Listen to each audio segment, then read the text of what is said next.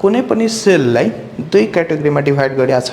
एउटा हुन्छ prokaryotic cell, एउटा हुन्छ युक्यारियोटिक सेल। हेर, there are two types of cell, prokaryotic cell and eukaryotic sale.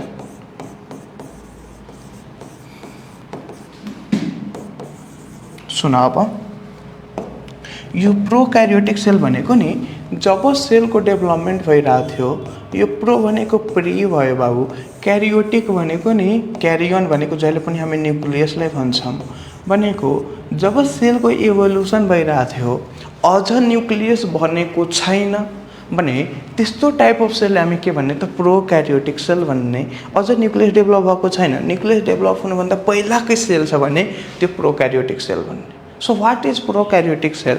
यदि डिफाइन गर्नु पर्यो भने कसरी डिफाइन गर्ने त? A cell without true nucleus and any membrane bonded cell organelle।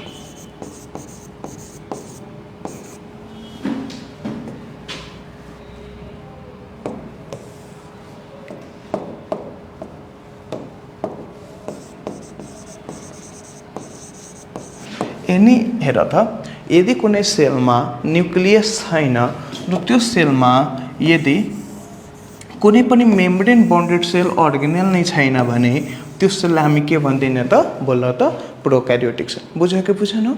So अब एउटा कुरा पहिला बुझ्नुपर्छ। हेर त, युक्यारियोटिक सेल भनेको के हो त? यसकै opposite, a cell with all true nucleus as well as membrane bonded cell organelle भनेपछि के भन्ने त? हामी त्यसले युक्यारियोटिक सेल भन्ने। के भन्ने त? युक्यारियोटिक सेल भनेको। अब हेर, प्रोक्यारियोटिक सेलमा हेर, सुन एउटा पहिला कुरा, यो एउटा डिएनए छ ल बाबु।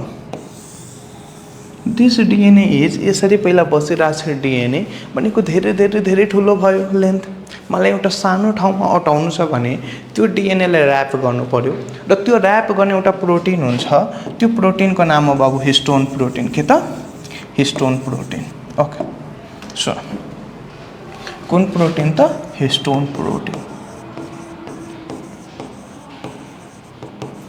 हिस्टोन प्रोटिन बाबु दुईटा अमाइनो एसिडले मिलेर बनेको हुन्छ। एउटा के त? आर्जिनिन एन्ड अर्को भनेको लाइसिन। के त? Arginine and lysine. यो आर्जिनिन भनेको पनि के त? बेसिक अमाइनो एसिड हो। लाइसिन भनेको पनि के त? बेसिक अमाइनो एसिड हो। मैले रटाएको थिएँ तिमीहरूलाई। बेसिक अमाइनो एसिड तीनटा हुन्छ। के हुन्छ त? बोल त? हिस्टिडिन, के अरे अर्को बोल त? Basically histories, arginine and lysine. मैले याद गराएको थिएँ नि, basically all histories are lies भनेर। हिस्टिडिन, आर्जिनिन एन्ड लाइसिन तीनटा हुन्छ बाबु। आर्जिनिन र लाइसिन दुवैजना बेसिक अमाइनो एसिड हो भने यो हिस्टोन प्रोटिन पनि कस्तो प्रोटिन हुन्छ त बाबु? बोल त? बेसिक। कस्तो हुन्छ त? Basic in nature, basic protein हुन्छ। कस्तो हुन्छ त? Basic protein. र यो हाम्रो पास्ट इयर क्वेसन हो, योभन्दा पर्छ नि क्वेसन सोधेको थियो। हिस्टोन प्रोटिन कस्तो प्रोटिन हुन्छ त? एसिडिक नेचर कि बेसिक नेचर त? Basic protein. ओके ल, अब सुन, यो हिस्टोन प्रोटिन नि चार टाइपको हुन्छ बाबु। S2A, S2B, S3 र S4 चार टाइपको हुन्छ। र यही चार टाइपको प्रोटिनहरू दुई दुईवटा मिलेर 8वटा प्रोटिनहरू यसरी यसरी यसरी मिलेर, बुझ्यो बाबु? 8वटा प्रोटिनहरू मिलेर यो हिस्टोन कम्प्लेक्स एउटा हिस्टोन प्रोटिन बनायो। र यो हिस्टोन प्रोटिनको वरिपरि त्यो डिएनए अब गएर यसरी यसरी ऱ्याप भएर बसिरहेछ। बुझ्यौ त? अब यो ऱ्याप गरेर बसेको स्ट्रक्चर जसमा हिस्टोन छ र बाबु, र यो हाम्रो डिएनए ऱ्याप भएर बसेको छ, यो स्ट्रक्चरलाई हामी के भनिदिन्छौँ भन्दाखेरि न्युक्लियोसम भन्छौँ। के भन्छौँ त? न्युक्लियोसम। नाउ दिस न्युक्लियसन अल्सो अब यति हिस्टोन प्रोटिन र डिएनए भयो। अब यो हिस्टोन प्रोटिन र डिएनए पनि एकअर्कामा ऱ्याप हुन थाल्छ र ऱ्याप हुँदा हुँदै हुँदा हुँदै हुँदा हुँदै धेरै कम्प्लिकेटेड धेरै कन्डेन्स स्ट्रक्चर बनाउँछ बाबु। र यो कन्डेन्स स्ट्रक्चरलाई हामी के भनिदिन्छौँ त क्रोमोजम भन्छौँ। के भन्छौँ त chromosome. So what is chromosome? Chromosome is condensed form के अरे कन्डेन्स फर्म हो क्या त बाबु डिएनए। त्यति मात्र हो के हो त chromosome condense form of DNA हो। र पहिला साइन्टिस्टहरूलाई लाग्थ्यो यसको बाहिरबाट एउटा प्रोटिन पनि हुन्छ जसको नाम पेलिकल प्रोटिन हो, तर त्यस्तो केही पनि हुँदो रहेनछ भने। अब तिमीहरू सुन, अब एउटा कुरा, यति धेरै कुराहरू बुझिसकेपछि अब यो बुझ्न धेरै सिम्पल हुन्छ। हेर त, प्रोक्यारियोटिक सेलमा बाबु, prokaryotic cell don't have histone protein. यसमा हिस्टोन प्रोटिन नै छैन। यदि हिस्टोन प्रोटिन छैन भने के उसले बोल त, उसँग हिस्टोन प्रोटिन छैन भने उसले क्रोमोजोम बनाउन सक्छ त? बनाउन सक्दैन। र त्यहीँबाट के लेखिन्छ त, डोन्ट ह्याभ ट्रु क्रोमोजोम। अब ट्रु क्रोमोजोम छैन र हिस्टोन प्रोटिन छैन भने बाबु यो त यसरी क्रोमोजोम बनाएर बस्छ छैन। यससँग हिस्टोन प्रोटिन छैन भने मानव ब्याक्टेरियामा डिएनए छ भने कसरी बस्छ त? यसरी बसिरहन्छ आफैमा सर्कुलर भएर। बुझ्यो कि बुझेनौ? सो प्रोक्यारियोटिक सेल हेज कस्तो डिएनए बोल त भनेको दे ह्याभ सर्कुलर डिएनए। बुझ्यो कि बुझेन म के भन्न खोज्दैछु? किन त हिस्टोन प्रोटिन नै छैन। र अर्को कुरा के छ भन्दाखेरि बाबु they don't have true nucleus. किन ट्रु न्युक्लियस भएन भन्दाखेरि सबभन्दा पहिला त क्रोमोजोम नै छैन, ट्रु क्रोमोजोम छैन, ट्रु के अरे सर्कुलर डिएनए छ उसँग। अर्को कुरा के छ भन्दाखेरि they don't have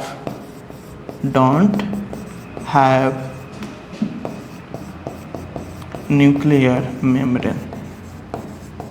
they don't have nuclear membrane. बुझ्यो कि बुझेन? ओके। सो प्रोक्यारियोटिक सेलमा they don't have histone protein and because don't have histone protein they don't have nucleosome and because they don't have nucleosome they don't have chromosomes. बुझ्यो कि बुझेन? So what do they have? They have only the DNA and that DNA stay in a circular manner, that is known as circular DNA बाबु। Okay. अर्को कुरा के छ भन्दाखेरि they don't have true nucleus. किनकि केही पनि छैन, सर्कुलर डिएनए छ र त्यो सर्कुलर डिएनए एउटा मेम्ब्रेनबाट सेपरेट भएको छैन। They don't have a nucleus, that they don't have nuclear membrane भनेको एउटा floating type of circular DNA छ साइटोप्लाजममा। बुझ्यो कि बुझेनौ? त्यही भएर they don't have true nucleus also. Okay. र यो सेललाई हामी के भन्ने त प्रोक्यारियोटिक सेल भनिदिने। बुझ्यो कि बुझेनौ? ओके। भने अर्को क्याटेगोरी के थियो त प्रोक्यारियोटिक सेल हुनको लागि? They should not have any membrane bonded cell organelles. हो कि होइन? भने सबैको त होइन, हामी एउटा दुईवटा मेजर कुरा गर्ने बाबु। माइटोकोन्ड्रिया र त प्रोक्यारियोटिक सेलमा माइटोकोन्ड्रिया हुने भयो त? Mitochondria is a membrane bonded cell organelle. This one is the largest cell organelle in the animal cell. And second largest in the plant cell. The largest cell organelle is plastid in the plant cell. Okay. So mitochondria is babu absent in prokaryotic cell. अब prokaryotic सेलमा mitochondria absent छ भने they should have something that will function as mitochondria. किन? उनीहरूलाई पनि त energy चाहियो नि त, होइन? उनीहरूलाई पनि त त्यो एटिपी प्रोडक्सन चाहियो, कुराहरूको ब्रेकडाउन गर्नुपर्ने चाहियो, ग्लाइकोलाइसिस गर्नुपर्ने छ, इनर्जी प्रोडक्सन गर्नुपर्ने छ, होइन? धेरै कुराहरू गर्नुपर्ने छ भने माइटोकोन्ड्रिया छैन भने बाबु they have something else and that cell is analogous to mitochondria and that is known as mesosomes. के त बाबु? मेजोजोम्स। So mesosome is the cell present in prokaryotic cell and that is analogous to the mitochondria. Okay? भनेको prokaryotic cell मा this one is extension of plasma membrane and यसले के काम गर्छ त? यसले सबै काम गर्छ जसले माइटोकोन्ड्रिया गर्यो। यसले गर्छ इनर्जी प्रोडक्सन गर्ने काम। इनर्जी प्रोडक्सन गर्छ। यसले के गर्छ त तिम्रो डिएनए रेप्लिकेसन गर्न हेल्प गर्छ। यसले के गर्छ भने तिम्रो सेल डिभिजन गर्न हेल्प गर्छ। बुझ्यो कि बुझेन? हेर यो एउटा सेल छ, यो सेलको सेल मेम्ब्रेन छ भने यही सेल मेम्ब्रेनबाट यसरी एउटा एक्सटेन्सन भएको सेल अर्गेनेल हो हाम्रो मेजोजोम। र यो मेजोजोम ठ्याक्कै के काम गर्छ त हेर त, यसले डिएनए रेप्लिकेसन गर्ने काम गर्यो, यसले के काम गर्यो त इनर्जी प्रोडक्सन काम गर्ने काम गर्यो, यसले के गर्यो त बोल त सेल डिभिजन गर्ने काम पनि गर्यो। बुझ्यो कि बुझेन? So all of these are function of mitochondria and mitochondria is absent in the prokaryotic cell भने there should be something and that is बाबु मेजोजोम। के त? मेजोजोम्स। ओके ल भनेको त्यस्तै क्लोरोप्लास्टहरू पनि, क्लोरोप्लास्ट भने एउटा डबल मेम्ब्रेन सेल अर्गेनेल हो भने this chloroplast double membrane cell organelle is also absent in prokaryotic cell. Prokaryotic सेलमा तिम्रो क्लोरोप्लास्ट पनि एब्सेन्ट हुन्छ। अब क्लोरोप्लास्ट एब्सेन्ट भयो भने बोल त जति पनि प्रोक्यारियोटिक सेल भयो, जति पनि ब्याक्टेरिया भयो सबै त के तिम्रो प्यारासाइटिक हुनु पर्यो। तर त्यस्तो हुन्छ त हुँदैन। कुनै कुनै प्रोक्यारियोटिक सेल्सहरू आर अल्सो अटोट्रोपिक सेल्स हैन, आफैले पनि खाना बनाउन सक्ने हुन्छ। आफैले खाना बनाउनको लागि के चाहियो त बोल त तिम्रो फोटोसिन्थेटिक पिगमेन्ट्सहरू चाहियो। र के चाहियो त क्लोरोप्लास्ट चाहियो। तर क्लोरोप्लास्ट त छैन भने उनीहरूसँग केही न केही त हुनु पर्यो नि क्लोरोप्लास्ट जस्तै फङ्सन गर्ने। एन्ड द्याट इज नानु बाबुहरू क्रोम्याटोफोर्स। क्रोम्याटोफोर्स भन्छ। र यो chromatophores are present in the prokaryotic cell and this is analogous to बाबु के त बोल त क्लोरोप्लास्ट। अब दिस क्रोम्याटोफोर्स ह्याभ थाइलाकोइड्स।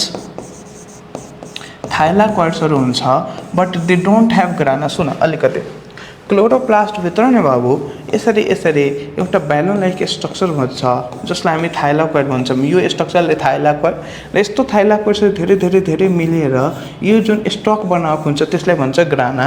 र यो ग्रानाभित्र यसरी दुईवटा एउटा लिने स्ट्रक्चरले कनेक्ट गरेर हुन्छ त्यसलाई भन्छ लामेला। तर क्रोम्याटोफोर्स भनेको ठ्याक्कै क्लोरोप्लास्टको एनालोगस हो। तर त्यो क्रोम्याटोफोर्समा यो केही पनि हुँदैन। के मात्र हुन्छ त यसरी यसरी थाइलाकोइड्सहरू बसेर हुन्छ। के हुन्छ त थाइलाकोइड्सहरू बसेर हुन्छ। र यो तिम्रो मेम्ब्रेनहरू पनि भएन, केही पनि भएन। र that structure known as chromatophore and this chromatophore is analogous to के त बाबु बोल त तिम्रो chloroplast. Okay and they have के त बाबु फोटोसिन्थेटिक पिगमेन्ट्स। र फोटोसिन्थेटिक पिगमेन्ट्स हुने बित्तिकै के गर्ने काम गर्छ त बोल त फोटोसिन्थेसिस। के गर्ने काम गर्छ त फोटोसिन्थेसिस। बुझ्यो कि बुझेन म के कुरा गर्दैछु? ओके सबभन्दा पहिला माइटोकन्ड्रिया हुन्छ। त्यो माइटोकन्ड्रिया हुँदैन अनि के हुन्छ त मेजोजोम्स हुन्छ। मेजोजोम्स माइटोकन्ड्रिया जस्तो काम गर्यो। त्यस्तै क्लोरोप्लास्ट हुँदैन। क्लोरोप्लास्ट जस्तो के भयो त क्रोम्याटोफोर्स भयो। त्यो क्रोम्याटोफोर्सहरूमा थाइलाकोइड हुन्छ। थाइलाकोइडभित्र फोटोसिन्थेटिक पिगमेन्ट्स हुन्छ। र के काम गर्यो त फोटोसिन्थेसिस गर्ने काम गर्यो। त्यस्तै सुन द प्रोक्यारियोटिक सेल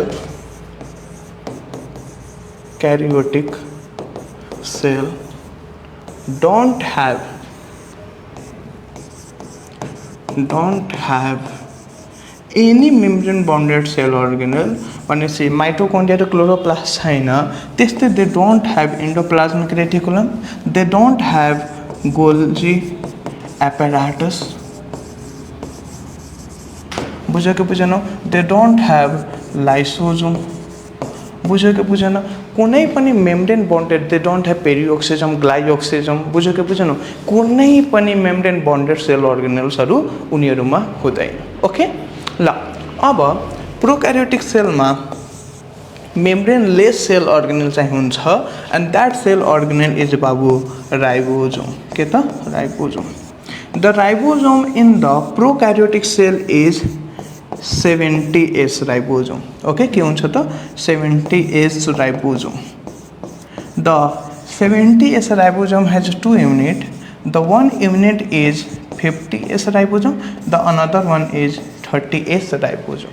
हेर त भनेको प्रोक्यारियोटिक सेलमा 70S राइबोसोम हुन्छ। त्यो 70S राइबोसोममा दुईटा युनिट हुन्छ। एउटा युनिट हुन्छ 50S राइबोसोम, अर्को युनिट हुन्छ 30S राइबोसोम। अब हामीले के बुझ्नु पर्यो भने यो राइबोसोमको यो एस भन्ने कुरा के हो त? दिस एस इज बाबु sedimentation coefficient, and that sedimentation coefficient is known as Sedberg constant। के भन्ने त? Sedberg constant। The ribosome 70S हुन्छ बाबु। 70S ribosome is present in prokaryotic cell and that 70S ribosome has two subunit। एउटा हुन्छ 50S ribosome, अर्को हुन्छ 30S ribosome। जुन यो एस भनेको के हो त? सेडिमेन्टेसन कोएफिशिएंट हो। जुन सेडिमेन्टेसन कोएफिशिएंट हामी के भन्छौँ त? सेडबर्ग कन्स्टेन्ट भन्छौँ। के भन्छौँ त? सेडबर्ग कन्स्टेन्ट। एन्ड हेर 1S इज इक्वल टु बाबु 1S is equal to 10⁻13 second हुन्छ। भने मैले जब सेल अर्गेनललाई सेपरेट गर्नु पर्यो भने मैले त्यसलाई के गर्न सक्छु त? सेडिमेन्टेसन गर्न खोजेँ। यसरी रोटेट गरेर हेरेँ कुन सेल अर्गेनल कसरी सेडिमेन्ट गरिरहेछ र त्यो कति टाइम लिँदो रहेछ भने त्यसको सेडिमेन्टेसनको रेटले मैले त्यसको साइजलाई डिटरमाइन गर्न खोज्दैछु। बुझ्यौ त? भने जब प्रोक्यारियोटिकको राइबोसोमलाई हेऱ्यो भने त्यसले कति टाइम लिया होला त? बोला त 10⁻13 सेकेन्ड 1S छ भने 70S को मिनिङ के भयो त? 70 × 10⁻13 सेकेन्ड लियो त्यो सेडिमेन्ट हुनाले। ओके ल, त्यो अझ राइबोसोमलाई अझ राम्ररी स्टडी गरियो भने त्यो राइबोसोममा दुईटा युनिट हुँदो रहेछ। एउटा हुन्छ लार्जर युनिट, एउटा हुन्छ smaller unit. That larger unit is known as greater subunit and greater सब युनिटको भ्यालु के छ त? 50S बाबु। 50S भनेको के होला त? 50 × 10⁻13 सेकेन्ड भनेको। लार्जर सब युनिटको स्मलर सब युनिट कति छ त? 30S छ। That is 30 × 10⁻13 second. ओके, र त्यो एस भनेको के त? सेडबर्ग कन्स्टेन्ट हो र त्यो सेडबर्ग कन्स्टेन्टको भ्यालु कति हो त? 1S is equal to 10⁻13 second. भने सुन, यही यदि युक्यारियोटिक सेल भएको भए सुन त, युक्यारियोटिक सेलमा